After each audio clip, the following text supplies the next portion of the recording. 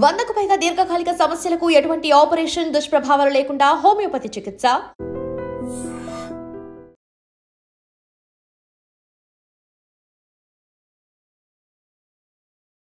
నమస్తే, welcome to I dream inside politics with Kavitha. August 15న ప్రధానమంత్రి నరేంద్ర మోదీ చెప్పినట్టుగా జీఎస్టీలో మేము తగ్గింపు చేశాము, భారాన్ని సామాన్య మధ్యతరగతి ఎంఎస్ఎంఈల పైన పడకుండా చేశాము అని కేంద్ర ఆర్థిక శాఖ మంత్రి నిర్మలా సీతారామన్ అయితే అనౌన్స్ చేశారు. బట్ కాంగ్రెస్ పార్టీ మాత్రం 9 ఏళ్ల క్రితం రాహుల్ గాంధీ చేసినటువంటి సూచనలని, డిమాండ్ని మోదీ ఇప్పుడు అనుసరిస్తున్నారు అనేటువంటి మాట కాంగ్రెస్ పార్టీ చేస్తుంది. యాక్చువల్గా జీఎస్టీని ఎందుకు పెంచారు, ఎందుకు తగ్గించారు, ఎవరి మీద ఎలాంటి భారం పడిపోతోంది, ఈ 9 ఏళ్లలో లెక్కల మాట ఏంటి? మనతో పాటుగా ఉన్నారు సీనియర్ జర్నలిస్ట్ సాయి శేఖర్ గారు. హలో అండి, నమస్తే. సో ఇప్పుడు జీఎస్టీ గురించి మాట్లాడుకుంటున్నప్పుడు గబ్బర్ సింగ్ ట్యాక్స్ అన్నారు, కాదు ఇప్పుడు మంచి గుడ్ సర్వీస్ ట్యాక్స్ అని, గుడ్ అండ్ సింపుల్ ట్యాక్స్ అనేటువంటి మాటని ఎన్డీఏ గవర్నమెంట్ చెప్తోంది. ఏంటి యాక్చువల్గా ఈ 9 ఏళ్ల క్రితం జరిగినటువంటి ఈ మార్పు ఏంటి, ఇప్పుడు సడన్ గా నవరాత్రి నుంచి రాబోతోంది అనేటువంటి ఈ సరికొత్త మార్పులు ఏంటి? ఇండియాలో జిఎస్టీ ఇంట్రడ్యూస్ అయ్యి రేపు అక్టోబర్ 3కి కరెక్ట్గా 9 ఏళ్ళు అవుతుంది. 2016లో joint session of the parliament పెట్టి ప్రణబ్ ముఖర్జీ గారి నేతృత్వంలో ఆయన రాష్ట్రపతిగా ఉన్నప్పుడు 2016లో నరేంద్ర మోడీ ప్రభుత్వం గూడ్స్ అండ్ సర్వీసెస్ ట్యాక్స్ని ఇంట్రడ్యూస్ చేసింది. అంతకుముందర సర్వీస్ ట్యాక్స్ వేరే ఉండేది, అట్లా దానికి వేరుగా ఉండేవి. వాటన్నిటిని క్రోడీకరించి జిఎస్టీ లాంచ్ చేశారు. ప్రపంచంలో ఉన్నటువంటి ప్రాక్టీస్ ఇది. దానికి అనుగుణంగా అప్పుడు జిఎస్టీ కౌన్సిల్ అని ఒక దాన్ని స్టార్ట్ చేశారు. రాష్ట్రాల ఆర్థిక శాఖ మంత్రులు, వివిధ రాష్ట్రాల ఆర్థిక శాఖల మంత్రులు అండ్ బ్యూరోక్రాట్స్ సంబంధించిన వాళ్ళందరూ సభ్యులుగా ఉండే ఆ కౌన్సిల్ ఫ్రీక్వెంట్గా సమావేశాలై దీన్ని ట్వీక్ చేస్తూ వెళ్తారు అని చెప్పారు. మనకి జిఎస్టీ లాంచ్ చేసినప్పుడు 5% ట్యాక్స్ ఒకటి ఉండేది, ఒక స్లాబ్ ఉండేది. 12% ఒకటి ఉండేది, 8% కూడా ఉండేదేమో. 18, 28 ఉన్నాయి. 8% కూడా ఉండిందేమో నాకు ఒక చిన్న అనుమానం. నాకు I'm not very sure, but 5, 12, 18, 28 ఉన్నాయి. రకరకాల సందర్భాల్లో వాటిని మారుస్తూ వచ్చారు. శాస్త్రీయత ఎంతో కొంత అడాప్ట్ చేయడానికి ప్రయత్నం చేశారు. అయితే ఈ గూడ్స్ అండ్ సర్వీసెస్ ట్యాక్స్లో వచ్చిన ఆదాయంలో రాష్ట్రాలకు వాటా ఉంటుంది.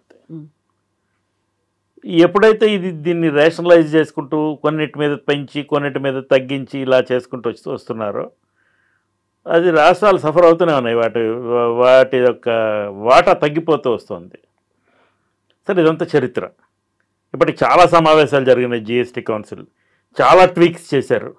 లేటెస్ట్ ట్వీక్ ఏంటంటే 2 స్లాబ్స్ తీసుకొచ్చారు. యాక్చువల్గా 3, 5, 18 ఈ 2 స్టాండర్డ్. 28 అనేది లేదు. 40% అన్నట్టు సిన్ ట్యాక్స్, అంటే ఈ సిగరెట్లు, మద్యం, వీటి మీద, మద్యం కాదులే, మద్యం వాల్యూ యాడెడ్ ట్యాక్స్ కిందకి వస్తుంది. టొబాకో, సిగరెట్లు, tobacco products, aerated drinks with sugar in it, without sugar in ఇట్గా సోడాకు లేదు, వేరేజ్ ఈ కోల్డ్ డ్రింక్స్కి ఉన్నది. ఇలా కొన్ని వాటిని దానిలోకి, ఆ కేటగిరీలోకి పట్టుకొచ్చారు. సామాన్యుడికి ఇప్పుడు ఎకనామిక్ లిబరలైజేషన్ తర్వాత 91 ఎకనామిక్ లిబరలైజేషన్ తర్వాత అది అయ్యి కూడా దాదాపుగా 26 ఏళ్ళు అయింది. అంతేనా? 36 ఏళ్ళు అయిందా? 90స్లో వచ్చింది, 91లో వచ్చింది. 36 ఏళ్ళు అయింది. దానివల్ల నిజంగానే ఎంతో కొంత పేదరికం తగ్గింది. అంటే పేదవాళ్ళు లేరా, పేదరికం బిలో పవర్టీ లైన్ లేరా అంటే వాళ్ళ స్టాండర్డ్స్ కూడా పెరిగినాయి. సో ఎకనామిక్ స్టాండర్డ్స్ మారినాయి. కార్ కొనుక్కోవటం అనేది సామాన్యుడికి అందుబాటులోకి వచ్చిన అంశం. ప్రతి ఇంట్లోనూ టెలివిజన్ ఉంటుంది, ప్రతి ఇంట్లోనూ రెఫ్రిజిరేటర్ ఉంటుంది, ప్రతి ఇంట్లోనూ కారు ఉంటుంది. ఇలాంటి ఆస్పిరేషన్స్ పెరిగినాయి. అండ్ వీలైనంత మంది సొంత ఇళ్ళు కొనుక్కునే ప్రయత్నం చేస్తున్నారు. ఈ ప్రాసెస్లో ఇప్పుడు క్రియేట్ చేసిన వాటి ఇవన్నీ కూడా కొంచెం హైయర్ 28% ట్యాక్స్ స్లాబ్లో ఉండేవి. వాటన్నింటినీ తగ్గించారు. 18%లోకి తీసుకొచ్చారు, కొన్ని 5%లోకి తీసుకొచ్చారు. ప్రస్తుతం తీసుకున్నది welcome decision, there is no doubt about it. చాలా మంచి నిర్ణయం. ధరలు తగ్గుతాయి. ధరలు తగ్గడం దీనికి 2 కారణాలు. ఇది అర్జెంటుగా చేయడానికి ఒక కారణం ఏంటంటే ట్రంప్ టారిఫ్స్. ఎక్స్పోర్ట్ మీద జీవించేస్తున్నారు చాలా చాలా పరిశ్రమలు, చాలా మంది కార్మికులు, చాలా కంపెనీలు, చాలా మంది ప్రజలు ఎక్స్పోర్ట్ నుంచి వచ్చే ఆదాయం మీద జీవిస్తున్నారు. మనకేమో everything is intertwined with America. దాంతో మనం అనుకున్నట్టు లాస్ట్ టైం అనుకున్నట్టుగా 65 నుంచి 80 బిలియన్ డాలర్ల బిజినెస్ అది. దాంట్లో వాళ్ళు కొన్నిటి మీద సుంకాలు విధించారు. సగం బిజినెస్ దెబ్బతింటుంది, మిగతా సగం మీద కూడా ఏ రోజుకి ఆ రోజు మెడ మీద కత్తి పెట్టినట్టుగా మాట్లాడుతున్నాడు అతను. సో ఈ పరిస్థితుల్లో దాన్ని ఆఫ్సెట్ చేయడానికి లోకల్ మ్యానుఫ్యాక్చరింగ్ పెరిగి లోకల్ డిమాండ్ క్రియేట్ అవుతుంది. ధర తగ్గితే డిమాండ్ పెరుగుతుంది కదా.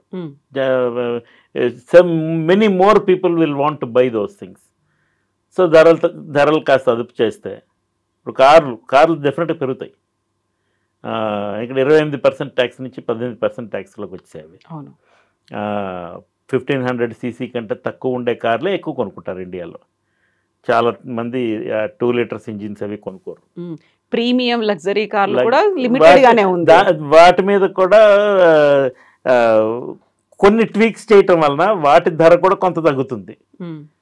ఐ డోంట్ సే దాని భారీగా తగ్గుతుంది, అది 40% ట్యాక్స్లోకి వచ్చినాయి అవి. బట్ అంతకంటే ముందు ఎక్కువ టారిఫ్ ఉండేది, అది తగ్గింది. సో అవి కూడా ధరలు తగ్గుతున్నాయి.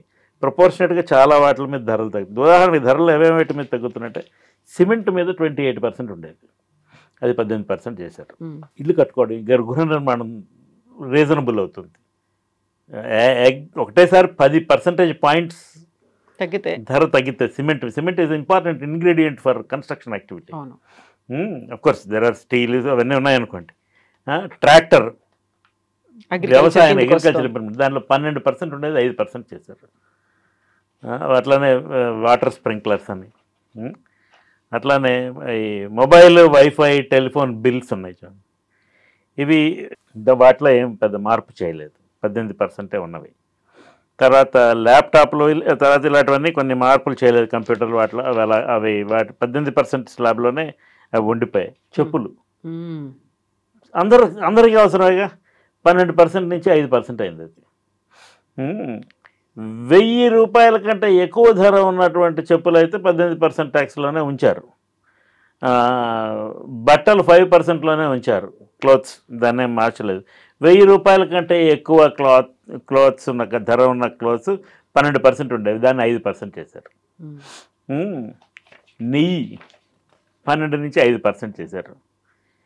అలానే పెట్రోల్ డీజిల్ కార్స్ 28% నుంచి ప్లస్ దాని మీద 1 నుంచి 3% సెస్ కూడా ఉండేది.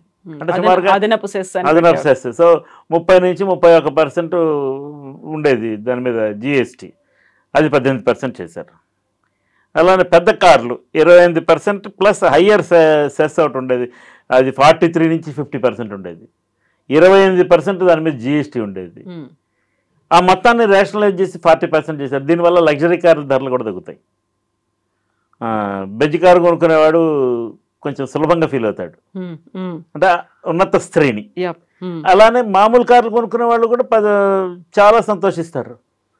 28% నుంచి 18% తగ్గిపోవడంతో దాని ధర తగ్గుతుంది. ప్రపోర్షనేట్గా లైఫ్ ట్యాక్స్ తగ్గుతుంది. సో లైఫ్ ట్యాక్స్ తగ్గటం వల్ల నష్టం ఎవరికి? స్టేట్ గవర్నమెంట్కి, సెంట్రల్ గవర్నమెంట్కి కాదు. అలానే ఈ ట్యాక్సెస్ అన్ని తగ్గించడం వల్ల రాష్ట్ర ప్రభుత్వాలు కొంత ఆర్థిక ఎకనామిక్ హిట్ తీసుకోవాలి. మన తెలంగాణలో 10,000 కోట్ల రూపాయలుగా ఎస్టిమేట్ చేశారు దాన్ని సంవత్సరానికి. 10,000 కోట్లు ఉంటే గవర్నమెంట్ ఏదైనా చేయొచ్చు. ఆ 10,000 కోట్లు భర్తీ కేంద్ర ప్రభుత్వం భరించాలి అని మన ఆర్థిక మంత్రి గారు బట్టి విక్రమార్క గారు అడుగుతున్నారు.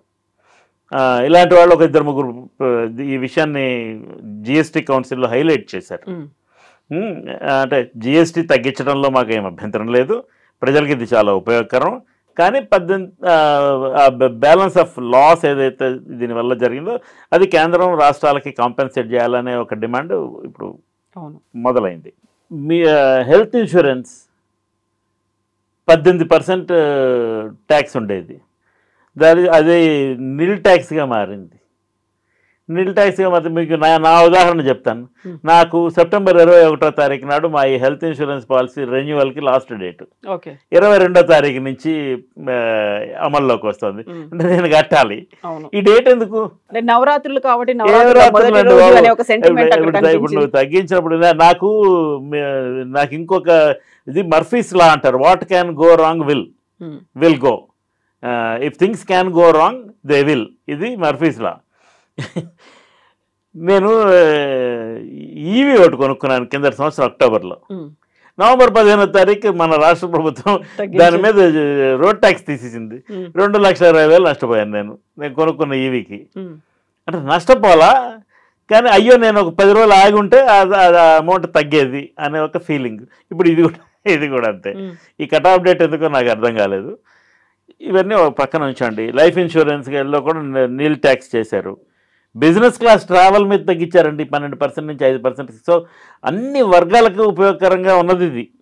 అట్లానే హోటల్ స్టే 7,500 రూపాయల కంటే తక్కువ ధర ఉన్న రూమ్ తీసుకుంటే మనం ఏదైనా 5 స్టార్ హోటల్లో ట్యాక్స్ 5%. ఇప్పుడు ఇంతకుముందు 12% ఉండేది. 18% తీసుకునే హయ్యర్ రూమ్స్కి అది అంతే ఉంచారు అనుకోండి. రేషనలైజ్ చేశారు, బాగా చేశారు, మంచి నిర్ణయం, సంతోషం, చప్పట్లు కొడదాం. అయితే దీన్ని గబ్బర్ సింగ్ ట్యాక్స్ అని పేరు పెట్టి రాహుల్ గాంధీ గారు 2016 నుంచే గోల్ చేయడం మొదలుపెట్టారు. అప్పట్లో ఆయన చెప్పిన దాన్ని రిడిక్యూల్ చేశారు. ఆయన 2017లో గుజరాత్ ఎలక్షన్ అప్పుడు కూడా దీని గురించి మాట్లాడారు.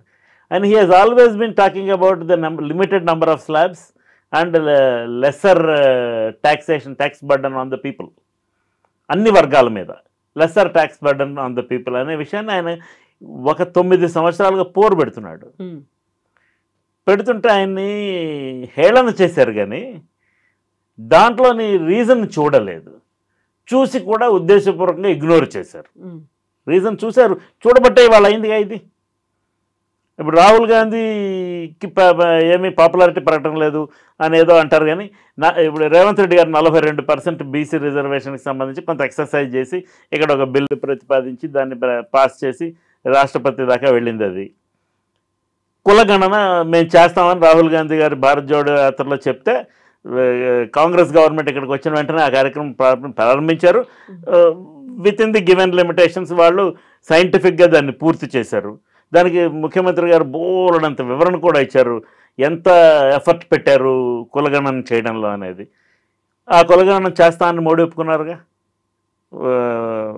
రేపు అప్కమింగ్ సెన్సస్లో కులగణన చేస్తాము అని ఒప్పుకున్నారుగా. ఎవరు ప్రెషర్ పెట్టినట్టు, ఎవరు ఎగ్జాంప్లిఫై చేసినట్టు దాన్ని? మన రాహుల్ గాంధీ. అట్లానే ఈ బీసీ రిజర్వేషన్ కూడా నేషనల్ ఎజెండాగా మార్చేశారు. 42% బీసీ రిజర్వేషన్ ఇవ్వాలి, దాని మీద 50% క్యాప్ తీసేయాలి అనే స్లోగన్ ఒకటి తీసుకున్నారు వీళ్ళు. BJP is coming under pressure for that. ఇంకా వాళ్ళకి ఇంతకుముందు వచ్చినట్టు 353, 340 అట్లా రాలా, 240 వచ్చాయి. 400 పార్ కాస్త 240 అయింది. అయ్యేటప్పటికీ ఇతను ప్రతిపక్ష నాయకుడు హోదాలోకి వచ్చారు. అంతకుముందు కాంగ్రెస్కి అన్ని సీట్లు లేవు. సొంతంగా కాంగ్రెస్ పార్టీ ప్రతిపక్ష నాయకుడు హోదా సంపాదించగలిగే పరిస్థితి ఇప్పుడు వచ్చింది. రాబోయే ఎలక్షన్స్లో మరింత ఫేవరబుల్గా ఆ సిచ్యువేషన్ మార్చుకోవడానికి ప్రయత్నం చేస్తారుగా. స్వాతంత్రోద్యమం చేసిన పార్టీ ప్రయత్నం చేయకుండా ఎందుకుంటారు? చేస్తారు. సో ఆయన్ని రిడిక్యూల్ చేయటం మానేసి మొత్తానికి అదే లైన్లోకి వెళ్ళే పరిస్థితికి వచ్చారు. కారణాలు ఏవైనా కానీ 9 సంవత్సరాల్లో డిఫరెంట్ స్లాబ్స్లో ఇప్పుడు ఇవాళ నేను ఎయిర్ కండిషనర్ కొంటే 28% ట్యాక్స్ కట్టాలి. సో ఈ 20 రోజులు ఎయిర్ కండిషనర్ అమ్ముడుపోవు, కార్లు అమ్ముడుపోవు, సిమెంట్ అమ్ముడుపోదు, నిర్మాణ రంగం ఆగిపోతుంది. ఓ 10-15 రోజులు హాలిడే అనమాట వీటికి. ఏవేవైతే తగ్గించారో ఇమ్మీడియట్ ఎఫెక్ట్ అంటే అంత పెద్ద ప్రభావం ఉండకపోయేది. ఇప్పుడు 10-15 డేస్ ఏం జరగవు, ట్రాన్సాక్షన్స్ ఏం జరగవు. ఇండియాలో business transaction will come to a stand still for next 10-15 days. ఇది 17 రోజులు ఇవాళ నుంచి లెక్కేసుకుంటే 17 రోజులు. ఇది నిన్న అనౌన్స్ చేశారు, మొన్న అనౌన్స్ చేశారు కాబట్టి మొత్తం 19 రోజులు, 20 రోజుల పాటు ట్యాక్స్ ప్రభుత్వానికి వసూలయ్యే కార్యక్రమాలు దాదాపుగా ఉండవు. దానివల్ల ఎంత నష్టం ఏర్పడుతుంది స్టేట్ ఎక్స్చెక్కర్కి కానీ నేషనల్ ఎక్స్చెక్కర్కి కానీ, ఇది వాళ్ళు పరిగణనలోకి తీసుకోవాలి. ఒకటి, ఇన్ని సంవత్సరాలు కలెక్ట్ చేసినవి ఇప్పుడు సరళం చేసాం, ఇప్పుడు ధరలు తగ్గాయి, అందరికీ మంచి జరుగుతుంది అంటే ఇన్ని సంవత్సరాల్లో మేము సరళం చేయలేదు, మీ దగ్గర లూటీ చేసామనేగా దాని అర్థం అదేగా. ఇన్ని సంవత్సరాలు జిఎస్టీ స్టార్ట్ అయిన నుంచి 2025 సెప్టెంబర్ 1వ తారీఖు వరకు అనౌన్స్మెంట్లు ఇచ్చారు. సెప్టెంబర్ 22 నుంచి కదా కొత్త వచ్చేది, అంతవరకు ఈ అన్రీజనబుల్ ఇర్రేషనల్ ట్యాక్స్ స్లాబ్స్ ద్వారా కేంద్ర ప్రభుత్వం ఎంత డబ్బు సంపాదించుంటుంది. ప్రభుత్వం అందులో కొంత భాగం రాష్ట్రాలకు కూడా వస్తుంది. ఎంత ప్రజాధనం వాళ్ళు పన్నుల రూపంలో సేకరించి ఉంటారు. ఇది కాంపెన్సేట్ చేస్తారా? చేస్తే ఎట్లా చేస్తారు? మీరు ఆల్రెడీ మీ దగ్గర మీ కాఫర్స్ నింపుకున్న అంటే కాఫర్స్ నింపుకొని కాఫర్స్ ఆర్ బ్రిమ్ అని నేను అనడం లేదు. రకరకాల స్కీమ్స్ పెట్టడం వల్ల అవన్నీ పోతున్నాయి. రూపాయి రాక రూపాయి పోక అంటారు బడ్జెట్లో. సో మొత్తానికి ఇప్పుడు రేషనలైజ్ చేయడం వల్ల డిమాండ్ పెంచారు. పెంచితే ఆ రంగాల్లో వ్యాపారం ఎక్కువ జరుగుతుంది, మ్యానుఫ్యాక్చరింగ్ పెరుగుతుంది, డబ్బు ఎక్కువ వస్తుంది. తక్కువ పన్ను కాబట్టి, తక్కువ ధర కాబట్టి ఆ వాల్యూమ్ గేమ్ ఇది. ఎక్కువ వాల్యూమ్స్లో చేయటం వల్ల ప్రభుత్వానికి భారీ ఎత్తున నష్టం ఉండదని. కానీ 45,000 కోట్ల రూపాయలు హిట్ అయితే ఉంది. యాక్చువల్గా 90,000 కోట్ల రూపాయలు. దాంట్లో సగం ఈ 40% ట్యాక్స్ ద్వారా కలెక్ట్ చేసుకొని మేకప్ చేసుకుందాం అనేది ప్రభుత్వం అవుతుంది అనేది ప్రభుత్వం ఉద్దేశం. అంటే 45,000 కోట్ల రూపాయలు హిట్ అయితే డెఫినెట్గా తీసుకోవడానికి సిద్ధపడి చేశారు. ఆ 45,000 కోట్లలో ఈ స్టేట్లకి కేరళ వాడు 8,000 కోట్ల ఎస్టిమేషన్ వేశారు. మన తెలంగాణ వాళ్ళు 10,000 కోట్ల ఎస్టిమేషన్ వేశారు. ఆంధ్ర వాళ్ళకి ఇంకా ఇంచుమించుగా అంతే ఉందో, అంతకంటే కొంచెం ఎక్కువ ఉందో. సో ఈ 29 రాష్ట్రాలు ఎంత నష్టపోతాయి వీళ్ళందరూ? ఈ నష్టాన్ని రాష్ట్రాలు నడవడం కోసం కేంద్రం భర్తీ చేస్తుందా? ఒకటి క్వశ్చన్ నెంబర్ 1. ఎంత పీరియడ్లో అది కవర్ చేస్తారు? ఇప్పటి వరకు మీరు తీసుకున్నటువంటి amount how are you going to account for that? అది ప్రజలకు చెప్పాలిగా. నెక్స్ట్ ఊరికే రాహుల్ గాంధీని ఆడిపోసుకున్నారు, చివరికి అతను చెప్పిన దానిలోకే వస్తున్నారు. కాంగ్రెస్ పార్టీ దీన్ని అడ్వాంటేజ్గా తీసుకొని ప్రచారం చేసుకోదా? సో ఇప్పుడు క్రెడిట్ అనేది రాహుల్ గాంధీ తప్పకుండా వస్తుంది. ఎందుకంటే Modi has come under pressure. ప్రధానమంత్రి గారు ప్రెషర్లోకి వచ్చారు. వచ్చి కేంద్ర ప్రభుత్వం ఈ నిర్ణయం తీసుకోవాల్సిన పరిస్థితి ఏర్పడింది. వేరే ఆల్టర్నేటివ్ లేకపోయింది. ముందు నుంచి ఇలాంటి చేస్తుంటే ప్రజలకు జీవన సౌలభ్యం ఉండేది కదా, ఈజ్ ఆఫ్ లివింగ్ ఉండేది కదా. ఇప్పుడు 10 రూపాయలు పెట్టి కొనుక్కో, ఇప్పుడు ఈ వాచ్ 10 రూపాయలు అండి పన్నుతో కలిపి. ఇది నాకు 7 రూపాయలకు వస్తే నేను ఇట్లాంటి ఇంతకు ముందే కొనుక్కొని ఉండేవాడిని, ఈ మధ్యన కొనుక్కోకుండా. ఇప్పుడు లేకపోతే రేపు రాబోయే రోజుల్లో కొనుక్కోవాలని ప్లాన్ చేయకుండా అంతకు ముందే కొనుక్కునేవాడిని కదా. సో ఇది వాత పెట్టి మందు రాసిన కార్యక్రమం ఇది. This is what central government has done. కానీ ప్రెషర్ పెట్టడం, ఒక ప్రధాన ప్రతిపక్షంగా రాహుల్ గాంధీ చేసిన చర్యను నేను పూర్తిగా అభినందిస్తున్నాను. సరే, ఆయన ప్రతిపక్ష నాయకుడిగా మాట్లాడినా దానిలో రీజన్ ఉంది కాబట్టి దాన్ని అర్థం చేసుకుని మన ప్రస్తుత అవసరాలకు అనుగుణంగా దాన్ని ట్వీక్ చేసి ఇంప్లిమెంట్ చేయడానికి ముందుకు వచ్చిన కేంద్ర ప్రభుత్వం కూడా అభినందనీయులే. అయితే ఇప్పుడు దీపావళి, దసరా ఈ 2 పండగల కంటే ముందే ఒక పండగ బొనాంజా, ఒక ఆఫర్, ముందే వచ్చినటువంటి పండగ, ఇవన్నీ అలా భావించడానికి వీల్లేదు కదా. ఒకేసారి ఇంతలా పెంచారు, మధ్య వరకు ఇక్కడ ఆపేశారు అంటే ఈ పెరిగినటువంటి ఆ గ్యాప్ అనేది ఉంది. దాన్ని కూడా అనలైజ్ చేయాల్సిన. అంటే ఎన్ని రోజులు మనం వాతలు తిన్నాం. ఇప్పుడు ఆ సంతోషం అంటే మనిషికి ఏంటంటే రెట్రాస్పెక్టివ్ ఎఫెక్ట్లో కాకుండా ప్రాస్పెక్టివ్ ఎఫెక్ట్లో చూస్తారు. సరే రేపటి నుంచి బాగుంటుంది కదా, గుడ్డిలో మెల్ల అంటే ఇన్ని రోజులు అయితే అయిందేదో అయింది, ఇక రేపటి నుంచి బాగుంటుంది కదా అనే లెక్కలో ఆలోచిస్తారు మనుషులు. అందుచేత కొంత ఈజ్ ఆఫ్ లివింగ్ ఏర్పడుతుంది. దాన్ని మేము తగ్గించామని వాళ్ళు, మా వల్ల తగ్గించారని వీళ్ళు చెప్పుకుంటారు. రెండు నిజమే, ఏది అబద్ధం కాదు. But it's a welcome step, there is no doubt about it. But ఇంకా ఎకనామిక్ యాక్టివిటీ మన దగ్గర పెరగాలి, మ్యానుఫ్యాక్చరింగ్ పెరగాలి, మనం సొంతంగా కొన్ని మ్యానుఫ్యాక్చర్ చేసుకోగలగాలి. ప్రతి దానికి విదేశాల మీద దృష్టి పెట్టి చూస్తున్నాం. ఏదో రాజకీయ కారణాల వలన, రకరకాల ఇతర కారణాల వలన కొన్ని చేయలేకపోతున్నారు, ముఖ్యంగా రాజకీయ కారణాల వలన. సో ఇప్పుడు ఆల్రెడీ పెరిగిన వాటిని తగ్గించాలి, వాటన్నిటిని ఇప్పుడు దుకాణదారులు ఉన్నారు, వాళ్ళకి సూపర్ మార్కెట్లో ఇంకో చోట వాటిని అప్గ్రేడ్ చేయాల్సినటువంటి అవసరం ఉంది. మానిటరింగ్ అనేది ఎవరు చేస్తారు అనేది కూడా ఆ వ్యవస్థ అంతా already it's there in place అమ్మా. ఇప్పుడు బిల్లింగ్ దగ్గర నుంచి everything is online, everything e-way bills, everything is there, system ఉన్నది. వాటి వాళ్ళకి ట్యాక్స్ స్లాబ్స్ మారుస్తారు, అది that can be done with a click of a button. చేసేస్తారు. ఇవాళ తయారు చేసిన వస్తువు కూడా రేపు 22వ తారీఖు వరకు అమ్ముడుపోదు. పోయిన నెల తయారు చేసిన వస్తువులు ఇప్పుడు ఏ కార్లు ఉన్నాయనుకోండి, అన్నీ అమ్ముడు పోకపోవచ్చు.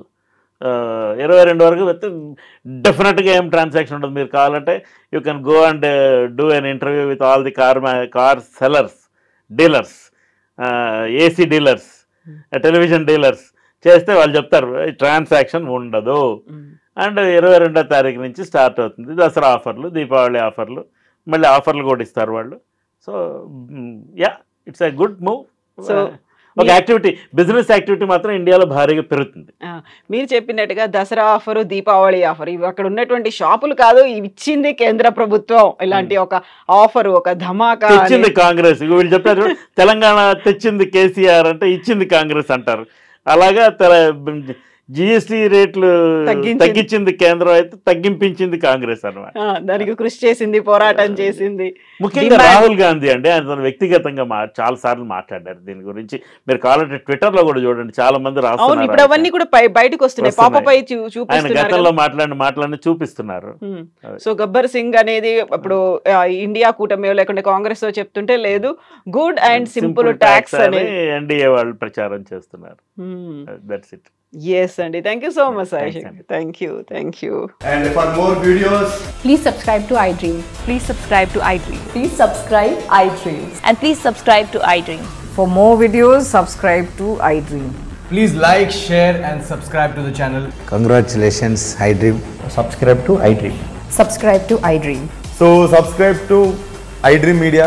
iDream ki iDream team andarki huge congratulations. Please subscribe iDream Media. Please subscribe to iDream. Subscribe iDream. Please subscribe to iDream. iDream అంటే నా కళల ఛానల్ సబ్స్క్రైబ్ చేసుకున్న నోరు తిరుగుతలేదు, మీరైతే గంట గుర్తు కొట్టండి. For more such videos, please subscribe to iDream.